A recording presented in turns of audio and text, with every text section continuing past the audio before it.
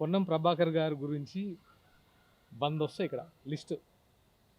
ఆయన చేసిన అక్రమాల గురించి 100 లిస్ట్ ఇస్తాయి. దాని గురించి పట్టించుకోం, దాని గురించి ఎవరు పట్టించుకోరు. ఈయన మాత్రం ఎప్పుడైతే పవన్ కళ్యాణ్ గారు వచ్చి మేము ఇక్కడ మా వాళ్ళు పోటీ చేస్తారు, తెలంగాణ బిడ్డలు పోటీ చేస్తారు అంటే చాలు విద్వేషాలు రెచ్చగొట్టేసి మాయ జాగిరి మీద జాగిరి మాట్లాడుతున్నారు. బీసీ సంక్షేమ శాఖ మంత్రిగా మీరు ఏం చేశారు బీసీ పీపుల్కి? చెప్పండి పొన్నం ప్రభాకర్ గారు, చెప్పండి. హుస్నాబాద్కి మీరు ఏం చేశారో చెప్పండి చాలు. ఫస్ట్ ఇవన్నీ పక్కన పెట్టేస్తే కాసేపు పక్కన పెట్టేద్దాం. ఇవన్నీ కప్పిపుచ్చుకోవడానికి, ఏదో రకంగా డైవర్ట్ చేయడానికి డైవర్షన్ పాలిటిక్స్ చేస్తూ రకరకాలుగా నిందలు వేస్తూ చేస్తున్నారు.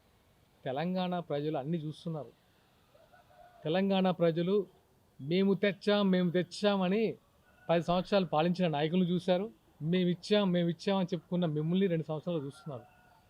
10 సంవత్సరాల పాలనలో 1200 మంది అమరవీరుల గురించి చనిపోయారని అందరూ చెప్తారు. కానీ 1200 మంది డేటా మీ దగ్గర ఉందా? 12 మంది అమరవీరుల కుటుంబాలు ఎలా ఉన్నాయో తెలుసా? ఎంత దయనీయ పరిస్థితులు ఉన్నాయో తెలుసా? కానీ ఆ 10 సంవత్సరాల్లో మీ 4 కుటుంబాలు మాత్రం రబ్బర్ చెప్పుల నుంచి బెంజ్ కాల వరకు ఎదిగాయి. అందరికి తెలియదా? మీరే చెప్తారు, కేటీఆర్ గారు మీరే చెప్పారు, మా ఎమ్మెల్యేలను చూసి ఓర్వలేక రబ్బర్ చెప్పులు వేసుకున్న స్థాయి నుంచి ఫార్చ్యూనర్ కార్లో తిరిగితే భరించలేక అన్నారు. కానీ పరిస్థితులు ఏంటి? ప్రజల సిచ్యువేషన్ ఎలా ఉంది? ఎక్కడ వేసినట్టు అక్కడే ఉంది కదా.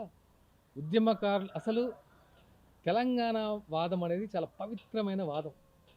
దాన్ని ఎలా వాడుకుంటున్నారంటే ప్రొఫెసర్ నాగేశ్వరరావు గారు సిపిఎం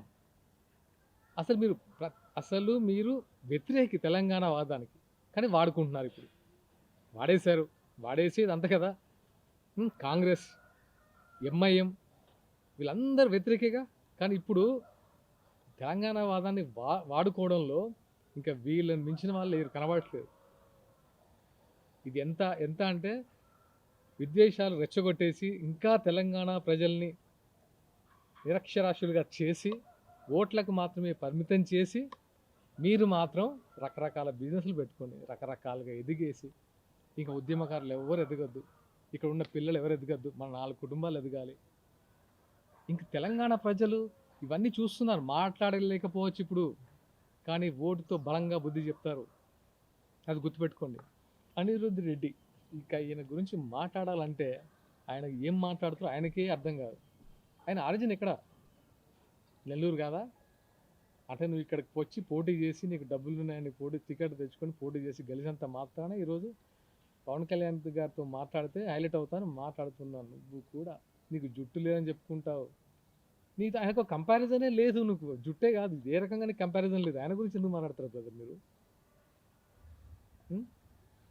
నీ కాన్స్టిట్యున్సీ ఒకసారి చూసుకున్నావు, నీ గురించి ఏం మాట్లాడతారో చెప్తే అంటే వీళ్ళ ఇంకా మాట్లాడదు. ఇంకా దయచేసి డన్.